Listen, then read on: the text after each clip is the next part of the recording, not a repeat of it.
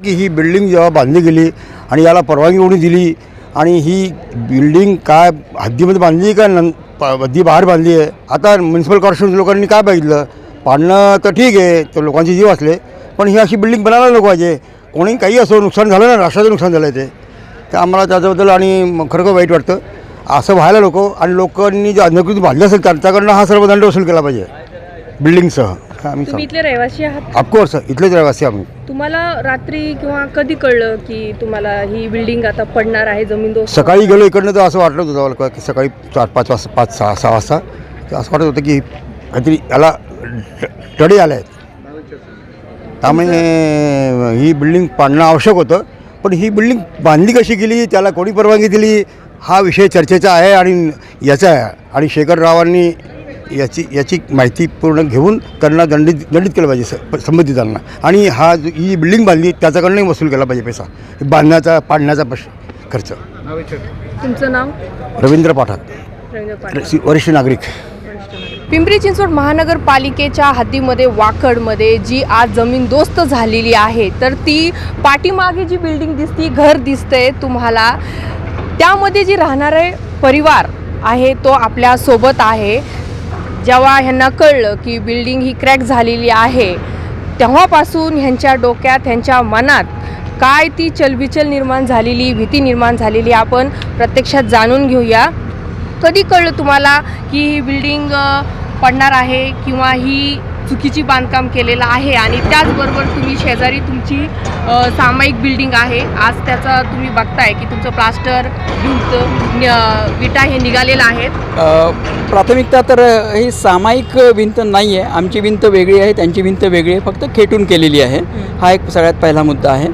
त्यामुळे आमचे पिलर्स, आमचं बांधकाम हे वेगळं आहे, त्याचं बांधकाम, त्याचे पिलर्स हे वेगळे आहेत. आमची क्वालिटी वेगळी आहे, त्याची क्वालिटी वेगळी. त्याची क्वालिटी काय आहे याच्या खोलात मी जात नाही, पण जे काय झालं त्याच्यावरनं ते आपण सिद्ध होऊ शकतं. आणि या सगळ्या प्रकारामध्ये काल रात्री 9 वाजल्यापासून माती पडण्याचा वगैरे आवाज येत होता. आम्ही परिवारातले सगळे सदस्य इकडे वर आणि गच्चीवर, खाली, बाहेर सगळीकडे जाऊन बघितलं, धावपळ करून सगळीकडे माती पडायला लागली होती. आणि वरती जेव्हा आम्हाला कळलं की वरती जवळजवळ 6 ते 7 इंचाचा गॅप दिसतो आहे दोन्ही भिंतींमध्ये, तेव्हा आम्ही त्यांना रिपोर्ट केला की असं असं होतं आहे, तर तुमची बिल्डिंग तुम्ही सांभाळा आणि त्याचा आपल्या बिल्डिंगला काही प्रॉपर्टीला किंवा काही धोका नको व्हायला, जीव आहेत आतमध्ये त्यांनाही धोका नको व्हायला, अशा रीतीनं काहीतरी तुम्ही खबरदारी घ्या.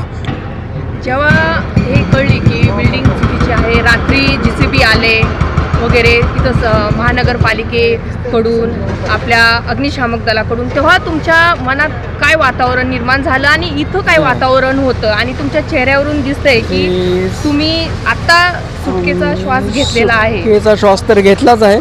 आम्हाला माहिती नाही कोणी या सगळ्या यंत्रणेला फोन केला, कारण आम्ही आमचे घरातले सामान आवरणं आणि आमचे जीव वाचवणं, अक्षरशः नेसत्या वस्त्रानिशी आणि जेवत्या ताटावरनं आम्ही उठलो. त्यामुळे या यंत्रणेला फोन करावा का कोणाला काय करावं हे आमच्या डोक्यात नव्हतं.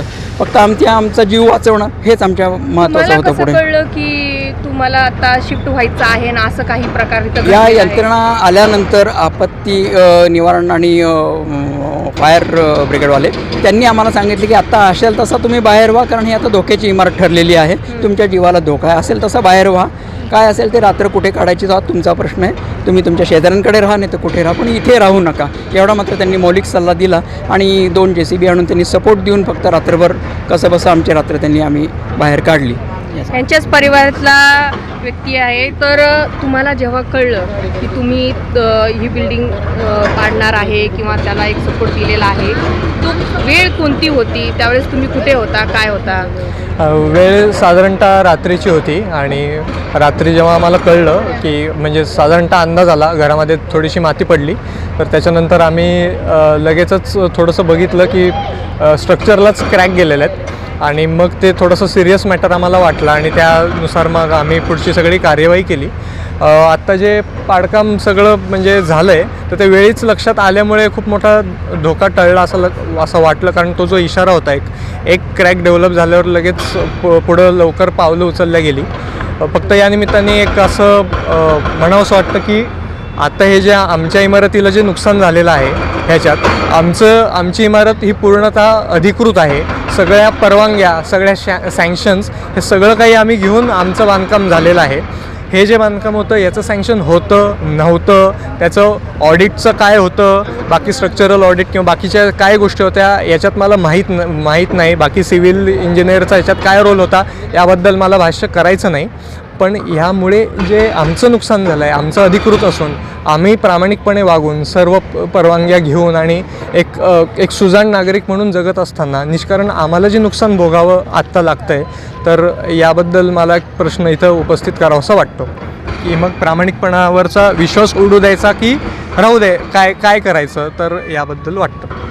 आता ह्याची भरपाई आपण पालिकेकडून किंवा ज्याची बिल्डिंग आहे त्यांच्याकडून काय आपल्या डोक्यात चाललंय, कसं काय? आता ही बिल्डिंगची तुमचं पूर्ण एक बाजू गेलेली आहे. असं आहे की कोणी का द्याना, खरं सांगायचं तर आम्हाला त्याच्यात पडण्यात काही इंटरेस्ट नाही आहे.